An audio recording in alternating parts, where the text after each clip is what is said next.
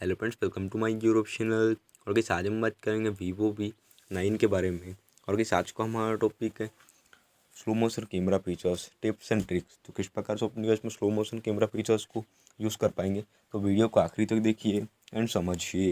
And अभी तक आपने हमारे चैनल को सब्सक्राइब नहीं किए तो प्लीज़ सब्सक्राइब कर लीजिएगा, बेल आइकन बटन प्रेस कर लीजिएगा एंड वीडियो को लाइक शेयर कर लीजिएगा। तो फ्रेंड्स, बात करें टॉपिक पे, सबसे पहले आप अपने फ़ोन में देखिए, कैमरा को ओपन कर लीजिएगा अपने फ़ोन के।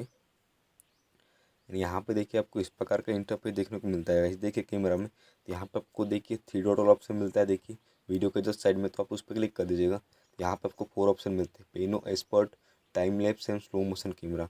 तो आप 4th ऑप्शन पर टैप कर दीजिएगा। तो आप जैसे ही 4th ऑप्शन को टैप करते तो आपके फ़ोन में स्लो मोशन कैमरा फीचर्स यहाँ से यूज़ कर पाते, आप इसे इनेबल कर पाते। तो फ्रेंड्स, ये था आज का हमारा टॉपिक। उम्मीद है फ्रेंड्स आपको वीडियो पसंद होगी। आज के लिए बस इतना ही। Thank you.